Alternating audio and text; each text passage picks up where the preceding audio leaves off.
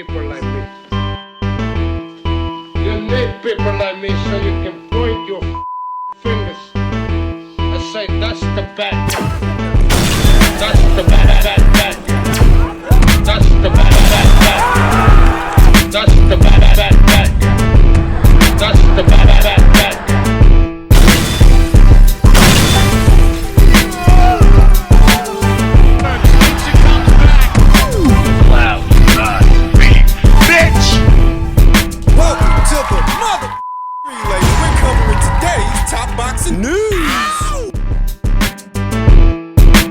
Start with this. It was announced earlier today that Xander Zayas will be taking on Jorge Garcia July 26th for the newly vacated WBO title that Sebastian Fundora, then WBO champion, elected to vacate so that he could go have a rematch with Tim Tszyu. Chalk it up to collateral damage in what still is a fragmented boxing scene with political boundary lines that's still divided.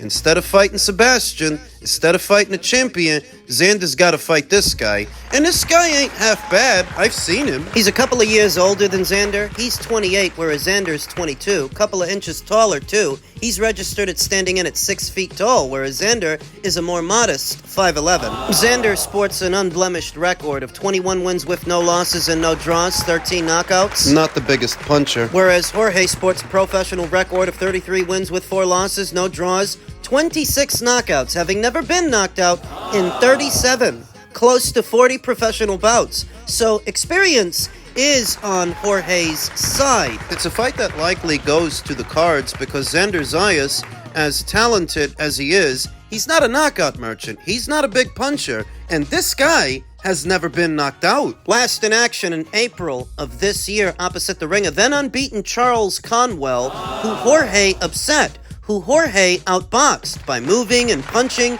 staying on the perimeter of the ring, walking Charles into punches. Do you think he's gonna fight Xander like that? No, I don't. Xander is a very different fighter to Charles Conwell in more ways than one. You know, Charles is a short, stumpy, stocky fighter, pressure fighter, whereas Xander is taller, longer, and more of a boxer. More of a thinker. Very sharp. And based on that, I don't get the impression that Jorge is going to fight Xander the same way that he fought Charles. No. Xander's resume is coming along. He's already shared the ring with a seasoned veteran in Jorge Fortea, who he stopped in 5 rounds, fought a former champion in Patrick Teixeira, fought him to a decision. Now he's fighting Jorge. And I look at Jorge as being a legitimate acid test for Xander. That this is a guy who's got more fights, more rounds in the bank, more pro experience. He already fought earlier this year, so he doesn't have any ring rust that he needs to shake off. And he's not an old guy. He's not an old timer. He's 28. He's got momentum. He's currently on an 8-fight winning streak, coming off of a career best win over a then unbeaten Charles Conwell. So this is a fight. This is a real fight and a real acid test for Xander. What Xander has working for him, what he should, is that in spite of all of that, he seems a more talented fighter than Jorge, with a higher ceiling. Even though Jorge's more experienced, Xander is more talented.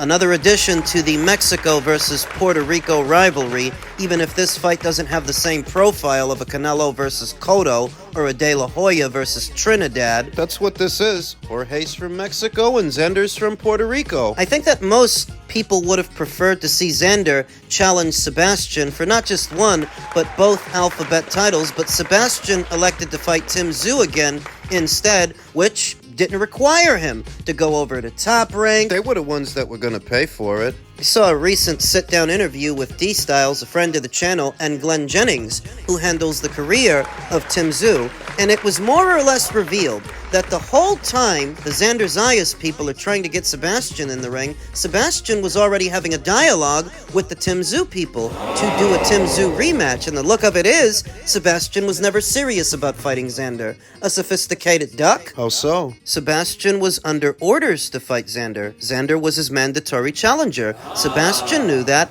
Instead, you chose to forfeit your title so that you can fight a guy that you beat already.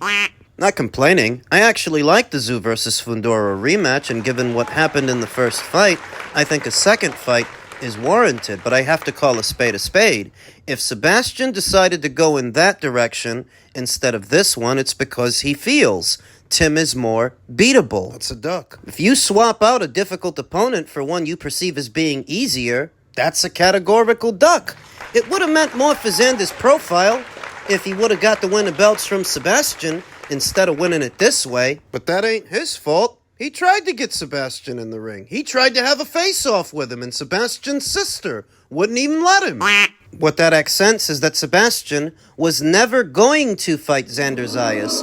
WBO order or no WBO order. He was always going to swerve that guy, so Xander has to work with what he's got. And what he's got is Jorge Perez Garcia. I anticipate Xander will win a points decision. Discussions ongoing. You know, Eddie's obviously got a good relationship with Luda Cubas Jr., so discussions ongoing for that fight. It's a brilliant fight.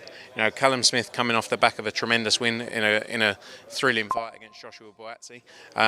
It's a fight a lot of people will want to see. Benavidez obviously wanted that Bivol fight. Bivol's focused on the Beterbiev trilogy. So yeah, hopefully we can see it, because it's a great fight. It would be great if we could bring it to the UK, but discussions ongoing.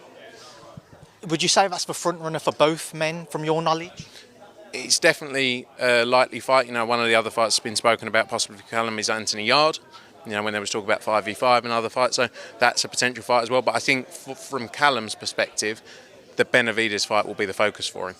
Light at the end of the tunnel for Team Benavidez to try and see action at least one more time in this calendar year. Because remember that last year he only fought once. The Vosdick fight was the only fight that he had last year, and that's not even the only time that's happened.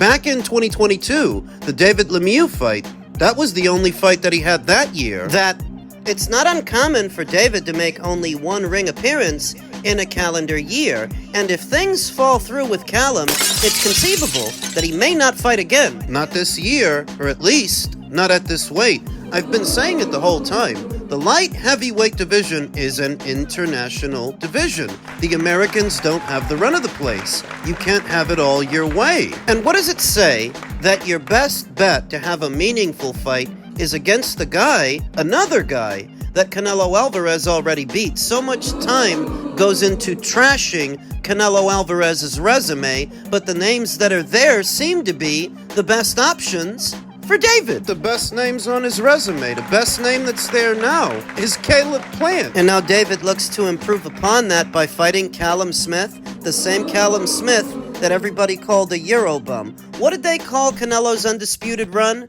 His white boy summer? Well, it looks like David Benavidez is set to fight those same white boys, if he's lucky.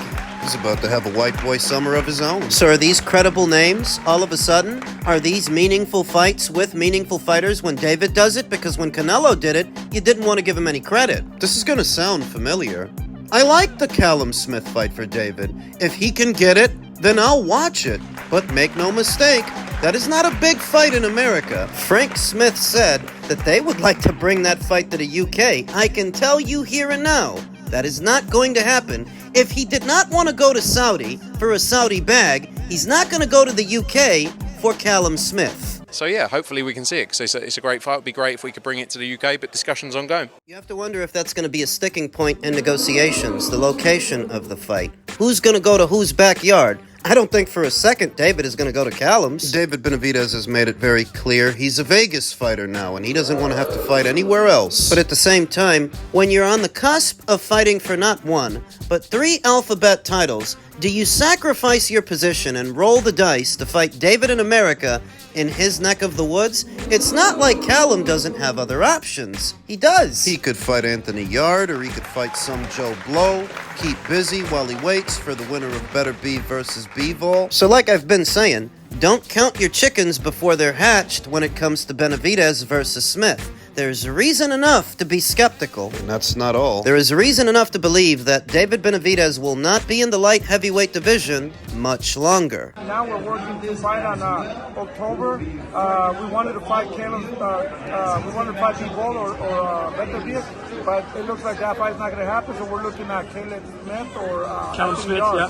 And hopefully defend the title, maybe 1 fight or 2 fights, and then go up to cruiserweight to face Zurdo Ramirez. Jose is giving it 1 to 2 more fights before David's ascent to the cruiserweight division. But just imagine if things don't work out with Callum. If those negotiations fall through and they can't get him in the ring, who can they get in the ring? And more importantly, who can they headline a pay-per-view with? Because that's a big part of David's problem, that they insist on billing all of his fights as pay-per-views, where they should not be. Sorry, but the Plant fight shouldn't have costed $80. Or the Andrade fight. Or the Morrell fight. Why should you have to pay $80 to see him fight a Cuban with no fan base and only 11 or 12 fights? His fight with Morrell was more expensive than Dimitri's fight with Artur, and that was for Undisputed. It makes absolutely no sense, but that's a big part of David's problem. You can't just find any Joe Blow to fight to keep busy with. It's gotta be somebody good enough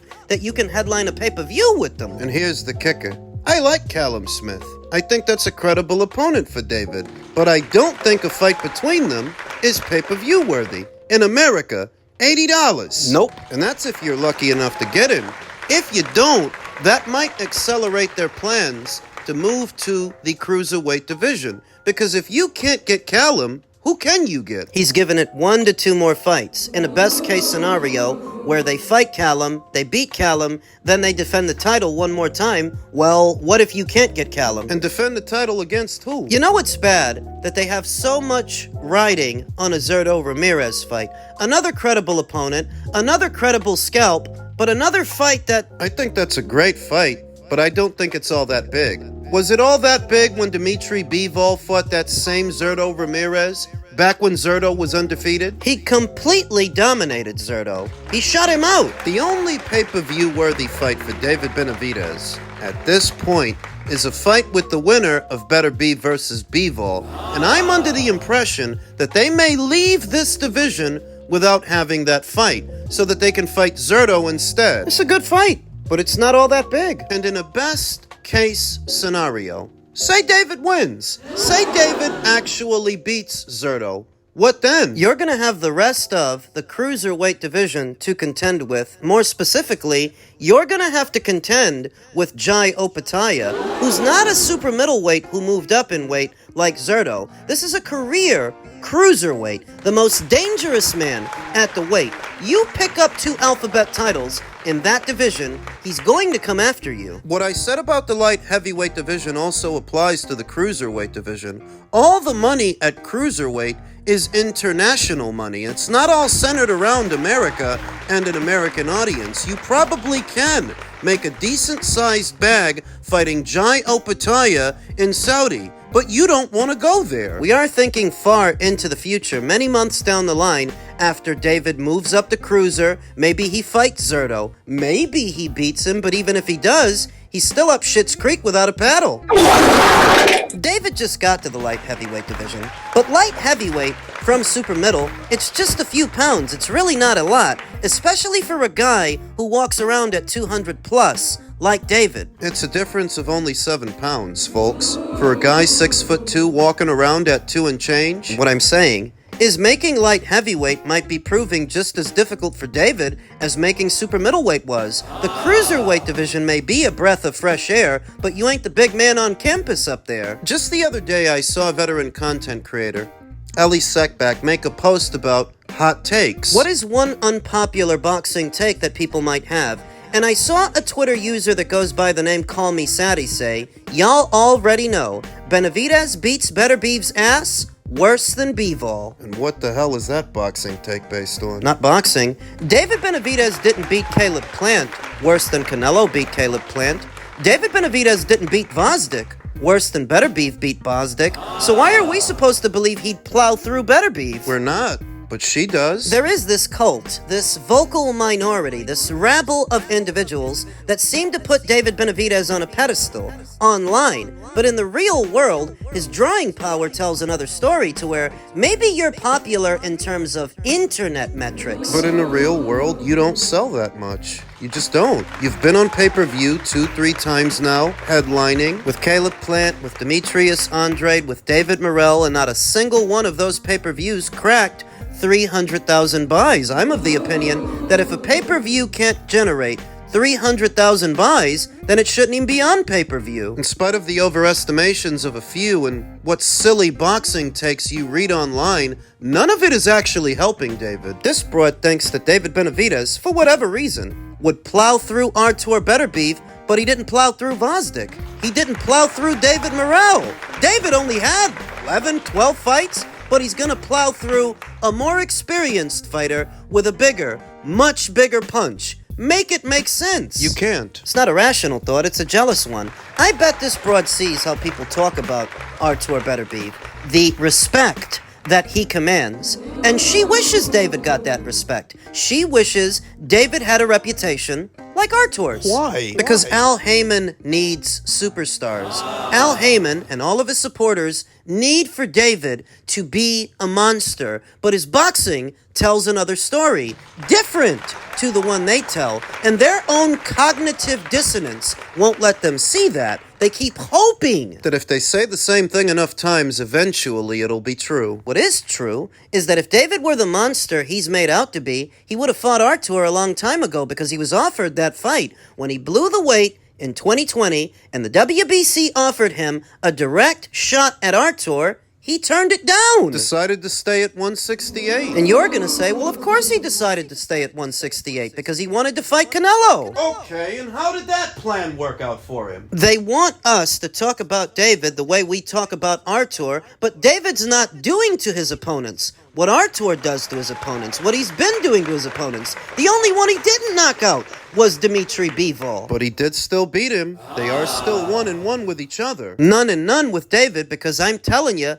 David is not going to stick around long enough to fight the winner of that fight. It is their intention to skedaddle, hurry up the cruiser, and fight Zurdo, who they think is more beatable. David is not a monster. Turkey Al Sheikh went as far as flying this guy out to be there ringside for Beterbiev versus Bivol, and he didn't even stick around long enough to watch the main event. So what does that tell you? Does that sound like something somebody does when they're trying to get the winner? So many of the discussions that we have within the boxing space are all predicated by disingenuous arguments coming from disingenuous people, because you have to be disingenuous to ignore this much evidence to still put David on a pedestal. Is this guy behaving like somebody who wants a fight, or is he behaving like somebody who wanted a vacant title? Because even David himself knew there may be a trilogy, and he himself said he wasn't going to stand in the way of that. To be honest, the only thing that I'm thinking about is that if Bivol wins this fight,